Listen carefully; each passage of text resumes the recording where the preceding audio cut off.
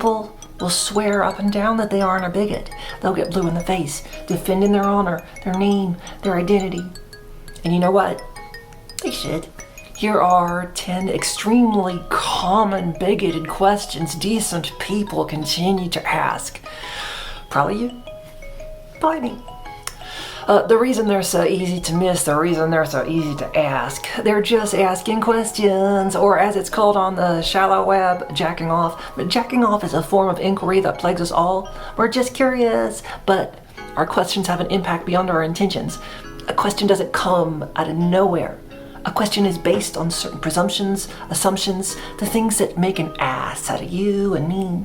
So when you read these questions, think about the positions inside of the questions. Each position inherent to these questions fits a reasonable definition of bigotry, transphobia, ambiphobia, sexism, etc., etc., etc. As we go through them, remember to separate a person's identity from their position. Anyone, including you, who holds these positions is in possession of a bigoted position, a bigoted feeling, a bigoted conviction, an action that has a bigoted impact. That doesn't make you or them a bigot. If it did, then we would all be bigots. So here are 10 extremely common questions that might reveal you or someone you know is at least a little bit bigoted. Question number 1. Is everyone just a little bit bigoted? I mean, maybe we all have bigoted positions. I find something within myself to confront every time I look in the mirror. Maybe you do too. Does that make either one of us a bigot? I'm not saying so for sure, one way or the other. Labels are so tricky. But we can at least agree that if you hurt anyone you didn't mean for it to happen, you're a good person. And good people admit their flaws, right? P.S. The first person to argue holding any of these positions doesn't mean they're a bigot will be sent to the back of the snacks line. Question number 2. Is it okay to hurt transgender people as long as I say I didn't mean to? Yeah, sure, I get it. You have no hate in your heart.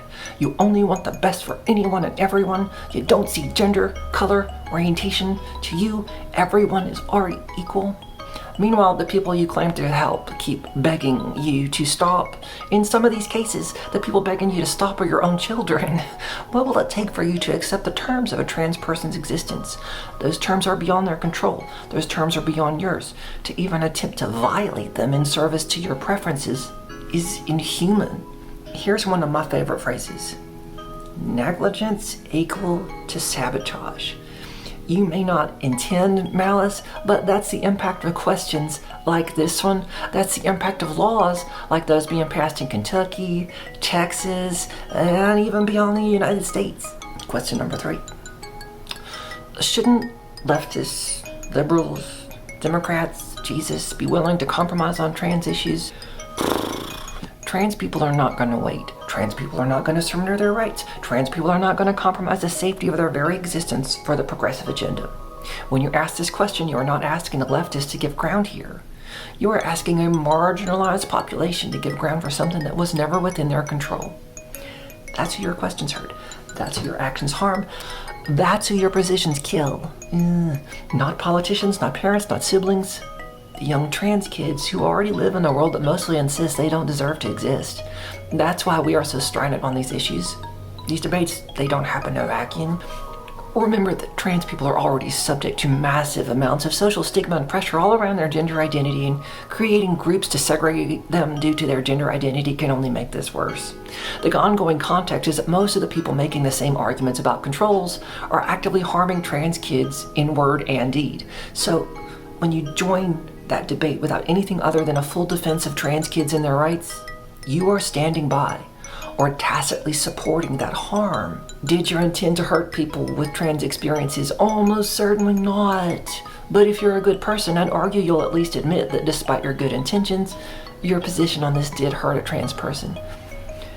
Don't argue whether it hurt a trans person. A trans person is telling you it did. The first step is to acknowledge the impact of your position. You'll admit that it continues to hurt trans people. You'll admit that if you continue to hold your bigoted / transphobic position, it will be trans people who continue to pay the cost. You'll admit that to continue to ask this question, you've accepted hurting trans people is worth it, if it gets you what you want. Question number 4. Why am I not allowed to bring up legitimate concerns with trans people before hearing them out? No one's ever heard this question before, so let's work through the analogies together. If I join a debate on police shootings and the first thing I do is bring up justified shootings, how would you feel? Now consider that for the analogy to be fair, you'll have to tweak it a little. When you leap to bring up justified shootings, you make it more likely someone at that very meeting is going to get shot without justification. That's what it's like for trans kids everywhere they go. It's a dynamic that requires all of us to shut up and listen to the people affected.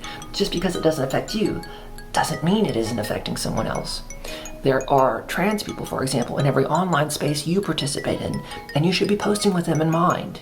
You can absolutely make your points on corner cases after prioritizing their defense first, and if the audience seems receptive. But first, don't ignore the elephant in the room. The bad guys are in the middle of those debates trying to hurt trans people. Your first job as an ally is to call out the bad guys and, well, to be an ally. Question number 5. Why do trans people yell at me when I tell them there are good arguments for cis versus trans people to have equal rights? I mean, WTF? Because your argument is proposing a solution for a problem that doesn't exist. This is where I'm so glad you let me clarify what I'm saying before you hit reply. Since I can't predict the future, it could also be the moment I regret not turning off the comments. These are not trans people versus cis people. There are people who have had transgender experiences, people who have needed gender-affirming medical care, and there are people who have not had those experiences or needed that medical care. And even those people probably have had transgender experiences. Because what exactly is a transgender experience? Well, while the experience of that differs from person to person, I define a transgender experience loosely as, well, it's my house, let me speak, a misaligned or dysphoric aspect of your gender that requires gender-affirming care. Acknowledging, of course, that this definition is not true for all people with transgender experiences. For example, many cisgender women follow the exact same gender-affirming care procedures as women with trans experiences. The difference, the cis women don't qualify their experiences as trans experiences, or if they do, they don't feel dysphoria in a manner that makes the trans label applicable. But otherwise, every woman goes through a transition. We all do, men do too. Joe Rogan, how about that? Yep, even the cisgender bros transition. Some of them gas even take hormones. Yeah. We all go through a time where we must determine how our gender manifests outside of us. Sometimes that manifestation is in near perfect alignment with how we were raised, how others perceive us, and how we perceive ourselves. Other times it's so out of step that the person needs gender-affirming care, be that therapy, HRT, surgery, or any procedure that may currently be classified as transgender.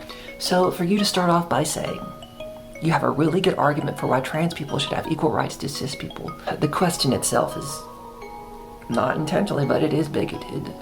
Because regardless of whether a person finds an argument persuasive, there are zero worthy arguments for why people with trans experiences should not have equal rights to those without. Period. To ask the very question is trying to solve a problem that doesn't exist outside of bigoted old white dudes' imaginations. Question number 6. Did I win the argument if a trans person refuses to debate their rights and safety with me? For you to argue whether people with trans experiences should have equal rights presupposes that there are worthy arguments that they shouldn't, and there just aren't. There will never be an argument for why people with cis versus trans experiences should not have equal rights. Why are you wasting your precious time on this planet arguing about this? We all appreciate how much effort you put into formulating your argument, but the next time you encounter a transphobic position, be that yours or someone else's, the best thing you can say on my behalf is that position hurts trans people, especially if that's you. If they start to argue with you about whether holding a position that hurts trans people makes them transphobic, leave them alone. That's not what you said. It's not what you meant. You describe the impact of their position, not their identity. If they keep arguing, you can walk away. There's no point in talking with someone who won't respect 4 simple words. That hurts. Please stop. Because if they won't stop, not only is there no point in talking to them, it's probably dangerous. Question number 7. How do you voice concerns about trans people without getting lumped in with the transphobes? You are confusing a person's identity with their position. Your position can be transphobic even if you are not. Your position can be transphobic even if based on facts. If you're a progressive, liberal, reading this article, you probably got red or green in the face every time a friend or family member refused to acknowledge the racist impact of their position or behavior. They don't identify as a racist. What a horrifying label. kind of like transphobic. So the conversation ends there. Labeling your position as racist or transphobic or whatever isn't to indicate malice on anyone's part. It's to indicate that regardless of your intentions, your position has transphobic effects that hurt actual trans people. Most racists don't host shows on Fox News and run around with tiki torches. They're normal, decent people who never move beyond questions of identity. They get so caught up in whether they're a good person that they never find out what comes next. Deciding you're a good person isn't the end of your journey, it's the beginning. Bigotry isn't some seed to find and eradicate. It is never to be found again. You get rid of it in one way, you discover it remains within you and in an undiscovered form, as even those of us among the most marginalized have discovered. There are always others who experience oppression in ways we never knew we took for granted. That process never ends. New kinds of people and the ways in which they are oppressed manifest all the time, but that's not a bad thing. It is, as the tech boys say, a feature, not a glitch. There is no switch to flip that instantly transforms you into a different or better person. Jesus can connect you to their worthiness. I personally pray to Gwen Stacy, but it's up to you to cultivate that worthy person day by day. Question number 8. Is it okay to propose a solution that hurts trans people if it protects cis people? Imagine yourself sitting down with a 10-year-old girl so consumed with thoughts of suicide her entire life that she's now ready to do it.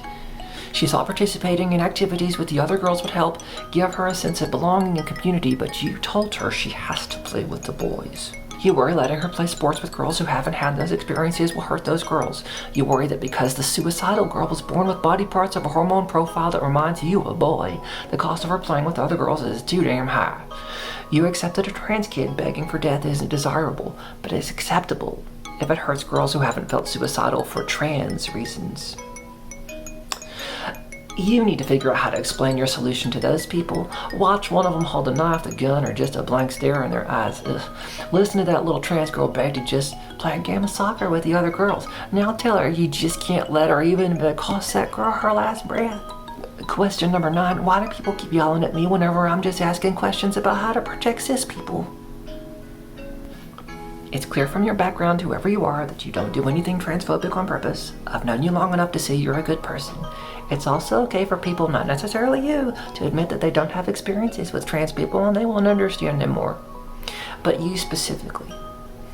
You are centering the wrong group of people in this discussion. The debate is not about the minor hypothetical harm that might come to cis people in some unknown future. It isn't possible to ask these questions in a vacuum. We have to think about the trans people this affects today. This line of questioning should only be in the context of centering trans rights. Placing the safety of cis women at the front of the conversation is the rhetorical version of punching down. It's not about who deserves safety more than anyone else. It's about people with identifiably transgender experiences having just as much safety as the people who don't have those experiences. It's about the most marginalized group of people in America and the undisputed and well-documented harm this group is subject to every day. Centering cis women in this discussion is unintentionally transphobic and it causes real harm to people with transgender experiences, including cisgender people. Question number 10. Why does everyone keep yelling at me whenever I try to protect cis women? Because the idea that cis women need protection from the existence of trans women is stupid. By even asking this question instead of any other, you are focusing on the 0.1% of the issue. It's the same as voter fraud. The one trans woman who attacks someone, the justified police shooting, the other 99.9% you aren't talking about is kids dying every day. So, when you focus on that 0.1%, you should be aware that you are tying your horse to a wagon that kills people. Welcome to Dear Sisters. The column is more like Dear Abby than the Savage Lovecast. Hey Dan, I'm your host, transgender writer, editor, nerd, Stephenie Magister. Today's question is taken from K8197998 in VRHTCOM at the subreddit Ask Transgender. So here's a question. How do you respond to if you were cis? You would also laugh at the idea of a man dressed as a woman. Here is what who I refer to as Camcom said.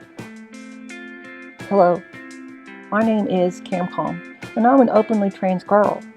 I spend my time primarily on transgender-related subreddits in order to learn more about trans issues and how to respond to various transphobic arguments. But today I heard an argument that I had never heard before and that I don't know how to respond to. So anyway, today, my father turned on the TV, and there was a scene featuring a man wearing a pink ballerina dress. I don't know why he wore the dress, but I do know that he had to wear it for some reason, and that he was embarrassed about it because this is something that women wear. The others tried to be supportive, but could not refrain from laughing at him even though they had promised not to. And my father laughed about their inability to restrain themselves and asked me, his openly transgender daughter. Wasn't that funny? I did not laugh. The whole ordeal reminded me of the time when I'd still been an egg. Jokes like this are the reason why I'd spent so much time being too ashamed of exploring my gender. More on that here. Not only that, but I'm pretty sure that if my perception of normality hadn't been coined by these jokes, I might have cracked sooner, which would have increased my chances of passing, left me with fewer documents to change my name of, and perhaps even improved my childhood. I responded to him by showing him this comic on my phone and explicitly telling him that both the scene and his reaction to it made me uncomfortable. He said, "That's different. They were clearly not being transphobic because he's not trans." Okay, I can understand how the notion that men shouldn't wear dresses can stifle trans people's exploration of their gender. But come on, trans people are rare. Are you saying that it's okay to ignore the feelings of a group of people if they're a minority? Let me put it this way. If you were cis, you would have laughed at this too.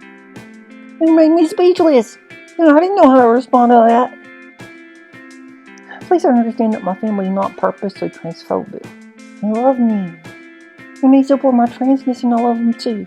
They're just very, very uneducated about the subject, but they can change, and they will listen to me, and they already have on many occasions. Thank you for your time. Hi, Camcom. I want to give you my answer for you. I highly recommend this video from FD Signifier on why these kinds of jokes fucking suck. Then you can explain to your dad why this puts him in the same heralded ranks as recently declared turf warrior and occasional stand-up comedian Dave Chappelle. Love you, Dave. So here's where your dad is wrong. FD Signifier explains why Chappelle's jokes about trans people quickly turn bad even if they weren't offensive. Why? Because they're empty. They're surface level. FD's main and excellent point, at least from my point of view, is that acknowledging the mere existence of trans people is not in itself a joke. That's not appropriate humor. That's offensive. And I don't mean offensive to trans people. I mean offensive to comedians. It's bad comedy. Pointing at a person's mere existence and laughing is as bad as Chappelle's early comedy about gay people, which was sometimes limited to simply pointing out that gay people existed, to unfortunately uproarious laughter. Sometimes my own. I'm guilty, and I feel embarrassed and ashamed about it. I'm sorry. Where your dad is right.